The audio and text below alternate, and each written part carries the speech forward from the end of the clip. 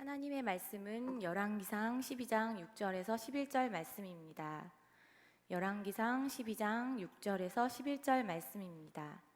제가 가진 성경으로 구약성경 534면입니다. 오늘 말씀은 열왕기상 12장 6절에서 11절 말씀입니다. 르호보암 왕이 그의 아버지 솔로몬의 생전에 그 앞에 모셨던 노인들과 의논하여 이르되 너희는 어떻게 충고하여 이 백성에게 대답하게 하겠느냐. 대답하여 이르되 왕이 만일 오늘 이 백성을 섬기는 자가 되어 그들을 섬기고 좋은 말로 대답하여 이르시면 그들이 영원히 왕의 종이 되리이다 하나 왕이 노인들이 자문하는 것을 버리고 자기 앞에 모셔있는 자기와 함께 자라난 어린 사람들과 의논하여 이르되 너희는 어떻게 자문하여 이 백성에게 대답하게 하겠느냐. 백성이 내게 말하기를 왕의 아버지가 우리에게 매운 멍에를 가볍게 하라 하였느니라.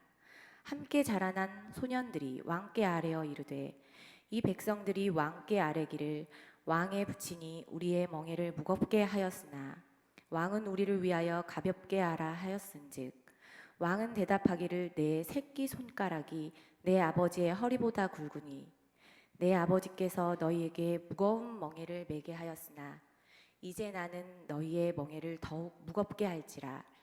내 아버지는 채찍으로 너희를 징계하였으나 나는 전갈 채찍으로 너희를 징계하리라 하소서.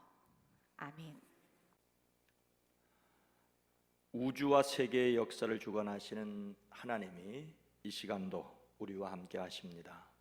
위대하신 하나님을 찬양하고 예배하는 우리 모두가 되기를 주의 이름으로 축복합니다. 지난 월요일 비가 오기 전에 힘차게 걸었습니다. 서호와 남호와 동호를 연이어 걸었습니다. 저희 집에서 출발하여서 수원천을 따라 내려가다가 서쪽으로 방향을 틀어서 서쪽에 있는 저수지를 들고 다시 남쪽으로 내려가 남쪽에 있는 저수지를 돌고 올라오다가 다시 동쪽으로 가서 동쪽에 있는 저수지를 돌았습니다. 서, 남, 동. 여기서 제가 말하는 서호는 1월 저수지입니다. 저희 집에서 보았을 때에 서쪽에 있습니다. 그리고 남호는 흔히 말하는 서호입니다. 수원 화성의 서쪽에 있어서 서호이지만 제가 보았을 때는 남호입니다. 제가 말하는 동호는 만석공원 일왕저수지입니다. 제 입장에서 보았을 때에는 방향과 명칭이 분명한데 다른 분들은 전혀 아닐 수도 있습니다. 그래서 내 기준이 아니라 일반적인 기준을 사용해야 합니다. 제 기준으로 남호라고 하면 알아들 사람이 여기에 한 분도 계시지 않을 것입니다. 흔히 서호라고 말을 하지만 공식 명칭은 본래 이름인 충만제입니다. 공식 명칭인 충만제를 아시는 분도 그렇게 많지는 않으실 것입니다. 만석공원 저수지를 일왕저수지라고 흔히 하는데 공식 명칭은 만석거입니다. 무엇을 기준으로 보느냐가 중요합니다. 신앙은 하나님의 눈이 기준입니다. 자기 기준으로 잘했다고 해봐야 헛일입니다. 자기 딴에는 주님의 이름으로 예언을 하고 귀신을 쫓아내고 또 많은 기적을 행하였다는데 주님은 나는 너희를 도무지 알지 못한다. 불법을 행하는 자들아 내게서 물러가라고 하십니다. 하나님이 보실 때에 그분 앞에서 칭찬받는 사람들이 되기를 소원합니다. 성경에서 왕들을 평가하는 절대 기준은 다윗입니다. 다윗처럼 하였다면 잘하였다는 말이고 다윗처럼 하지 않았다면 잘못했다는 말입니다. 다윗의 아들 솔로몬은 처음에는 다윗처럼 하였으나 나중에는 마음이 변하여 다윗처럼 하지 않았습니다. 하나님께서 보시기에 악을 행하였습니다. 그의 마음이 변했던 것이지요. 성전을 지은 그가 성전 맞은편 동쪽 산에 그의 아내들을 위하여 산당들을 지었습니다. 그의 마음이 하나님을 떠났습니다.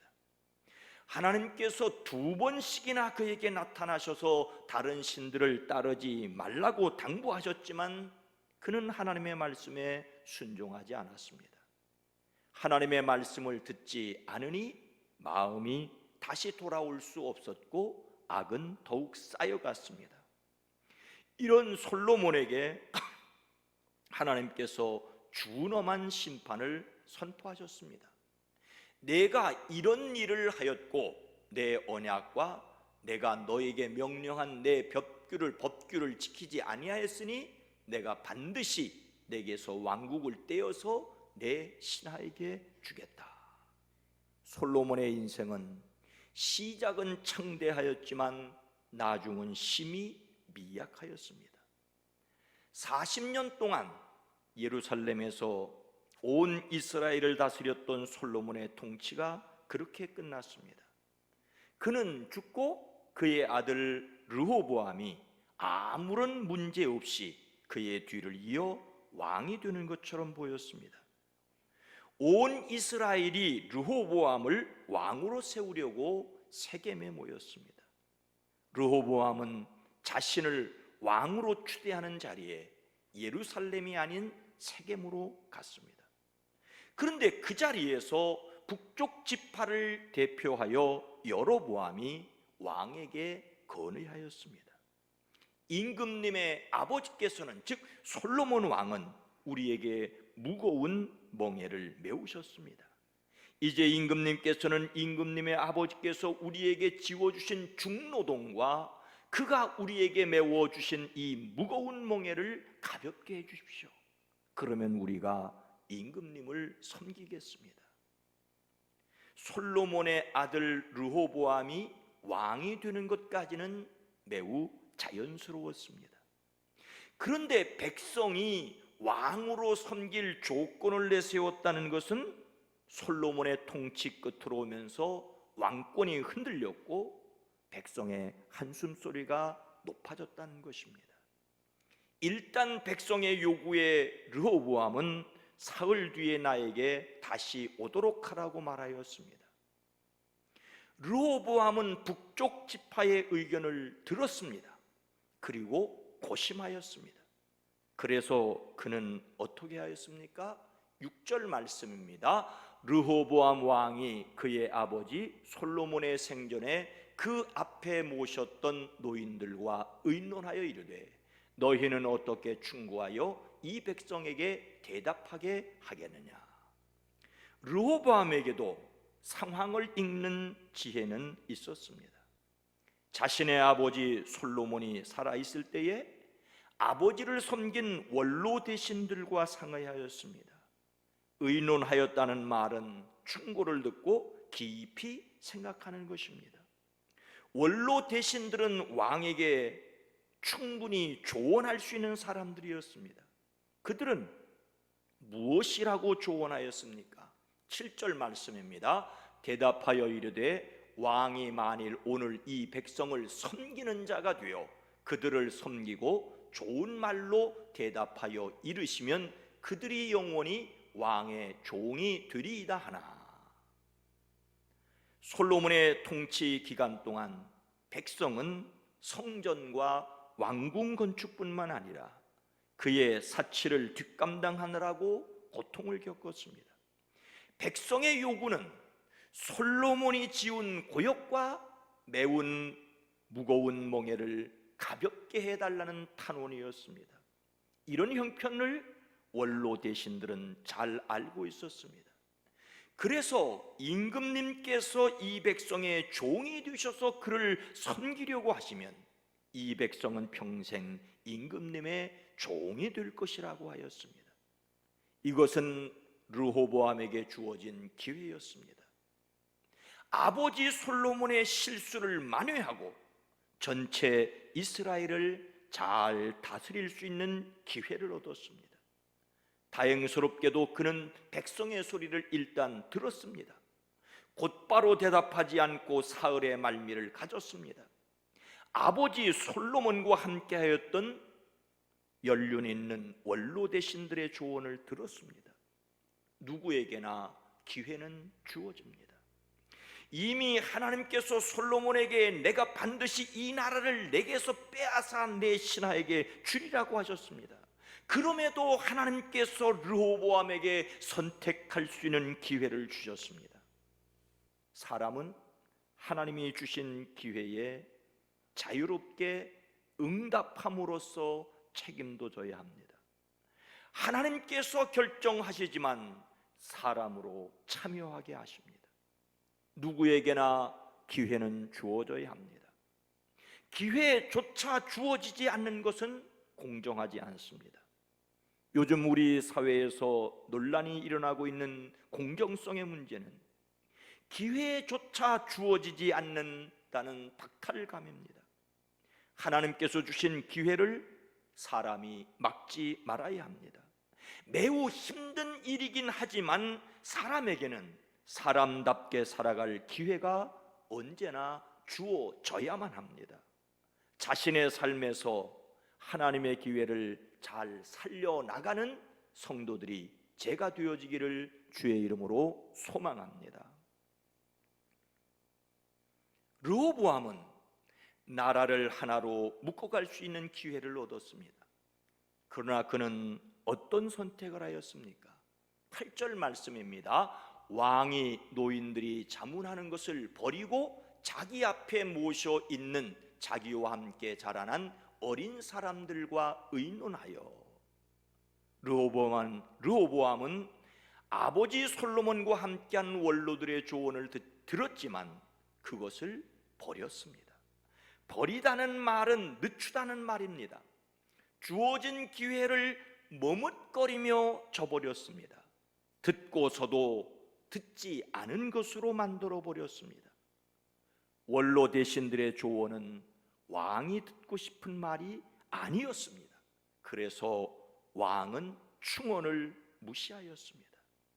왕은 자기가 듣고 싶은 말을 해줄 사람을 찾았습니다. 그래서 자기를 받들어 모시는 젊은 신하들과 의논하였습니다. 11절 말씀입니다. 내 아버지께서 너희에게 무거운 멍에를 매게 하였으나 이제 나는 너희에게 멍에를 더욱 무겁게 할지라. 내 아버지는 채찍으로 너희를 징계하였으나 나는 전갈 채찍으로 너희를 징계하리라 하소서. 젊은 신하들은 솔로몬이 백성들을 가죽 채찍으로 매질하였지만 르호보암은 가죽 채찍 끝에 전갈 모양의 쇠가 달린 채찍으로 백성을 치겠다고 말하라고 하였습니다. 억압을 덜어달라는 백성에게 억압을 더하겠다고 말하라고 하였습니다. 은혜를 베풀어 달라는 백성에게 폭력을 행사하겠다고 말하라고 조언하였습니다. 르호보암은 바른 선택을 해야 했습니다. 13절 말씀입니다. 왕이 포악한 말로 백성에게 대답할새 노인의 자문을 버리고.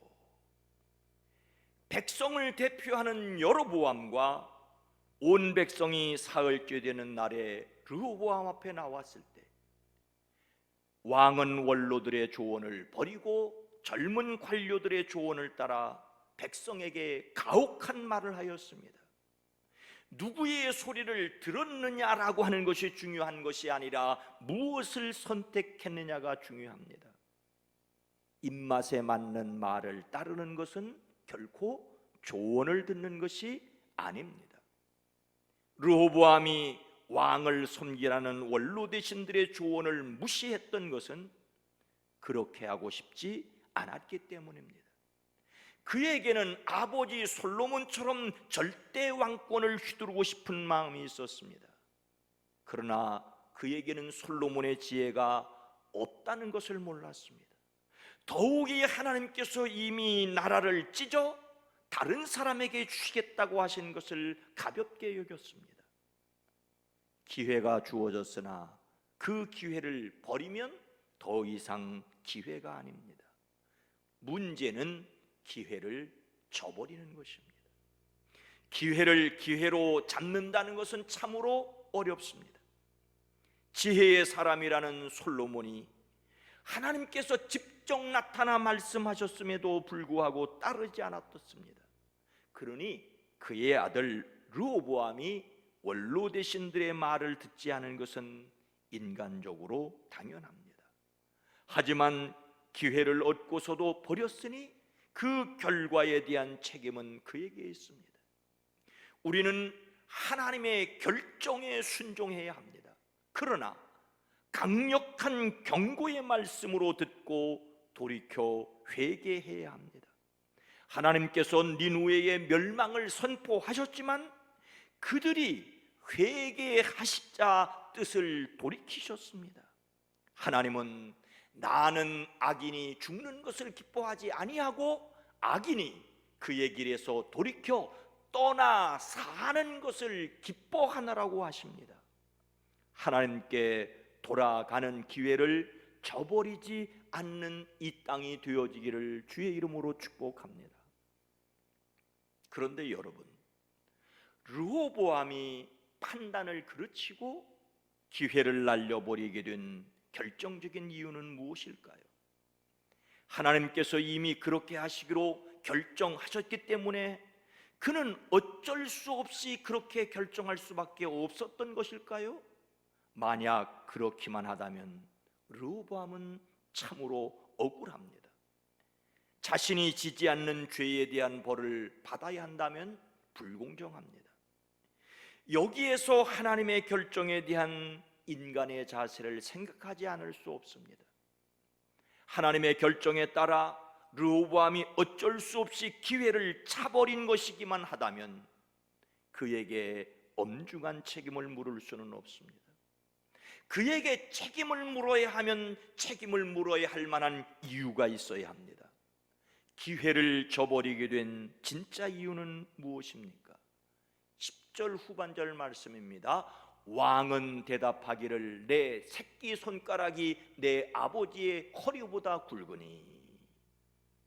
르호보암은 고역을 덜어달라는 백성들의 요구에 어떻게 대답해야 할지 의견을 수렴했습니다. 원로 대신들은 무거운 멍에를 덜어주라고 하였습니다. 그러나 젊은 관료들은 오히려 더 강력한 폭력으로 다스리라고 하였습니다. 두 의견 중에서 더 강력한 폭력으로 다스리라는 조언을 그가 선택하게 된 이유는 무엇일까요? 젊은 관료들이 왕으로 백성에게 하라는 말은 내 새끼손가락 하나가 아버지의 허리보다 굵다였습니다. 여기서 새끼손가락은 자그마하여 하찮은 것을 가리키는 것으로 가장 연약하고 작은 부분을 가리킵니다. 그리고 허리는 강력한 힘의 근원을 가리킵니다. 르호보암의 새끼손가락은 그의 신체 가운데서 가장 작고 연약한 지체였습니다. 그런데 아버지 솔로몬의 가장 튼튼하고 굵은 허리보다 굵다고 말하라는 것이었습니다. 이 말은 르호보암이 그의 아버지 솔로몬보다 능력이 훨씬 많다는 의미입니다. 이것은 아버지 솔로몬을 욕하는 말입니다. 그리고 그 백성을 완전히 무시하는 말입니다. 과연 르호보암이 솔로몬보다 더 뛰어난 능력과 정치적인 권세를 가지고 있었을까요? 전혀 사실이 아닙니다. 이것은 젊은 신하들의 아첨하는 말에 불과하였습니다. 왕의 허세를 부추기는 것이었습니다. 우리말로 용비어천가를 불러 왕의 자만심과 무모함을 한껏 부풀린 것이었습니다. 왕의 심기를 눈치채고 입에 발린 말을 하였습니다. 젊은 신하들은 르호보암의 자만심을 자극하였습니다. 르호보암의 교만함이 이를 그르쳤습니다. 이것이 또한 우리의 문제입니다. 사람들은 교만하여 기회를 잃습니다. 르호보암이 원로 대신들의 조언을 버리고 젊은 신하들의 말대로 하자 어떤 일이 벌어졌습니까? 백성들은 왕이 자기들의 요구를 전혀 듣지 않는 것을 보고 왕에게 외쳤습니다. 우리가 다윗에게서 받을 몫이 무엇인가? 이스라엘아, 저마다 장막으로 돌아가라. 다윗아, 이제 너는 내 집이나 돌보라. 그런 다음에 북쪽 지파의 백성은 저마다 자기의 집으로 돌아갔습니다. 르호보암 왕이 강제 노동 감독관 아도니람을 그들에게 보내자 그들이 모여서 왕이 보낸 감독관을 돌로 쳐 죽였습니다. 왕은 급히 수레에 올라서 예루살렘으로 도망쳐야 했습니다. 이렇게 북이스라엘과 남유다의 분열은 시작되었습니다. 성경은 왕이 이렇게 백성의 요구를 들어주지 않은 것은 주님께서 이 일을 그렇게 뒤틀리게 하셨기 때문이라고도 기록하고 있습니다. 하나님이 말씀하신 이 일은 반드시 일어날 일입니다. 그러나 또한 르호보암이 원로 대신들의 조언을 버리고 그의 욕심과 자만심을 부추기는 젊은 신하들의 말을 따랐기 때문이기도 합니다.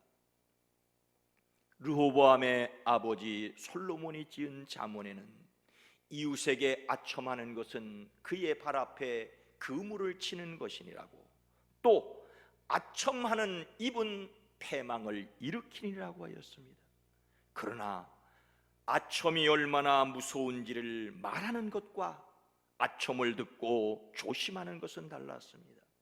솔로몬 자신도 그 자신의 말대로 살지 못하였습니다.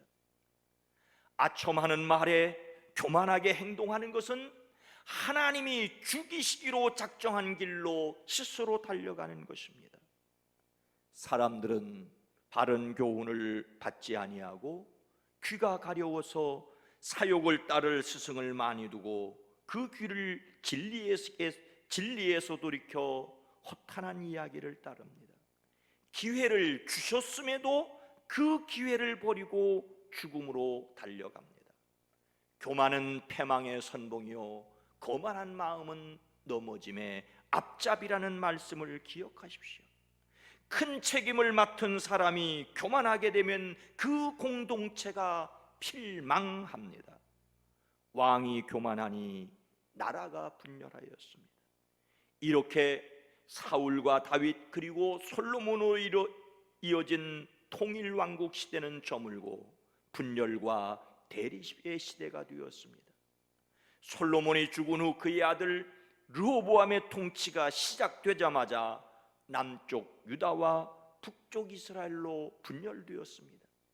두 왕국은 때로 서로 전쟁을 하기도 하고 때로는 우호적인 동맹을 맺기도 하였습니다.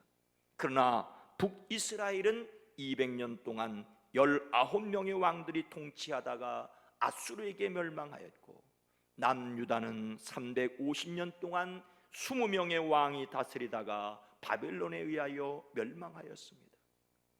왕이 어리석어 나라가 갈라졌습니다. 그러나 그 백성이 또한 어리석어 왕을 교만하게 하였습니다. 우리가 지혜롭고 겸손하기를 기도해야 할 이유입니다.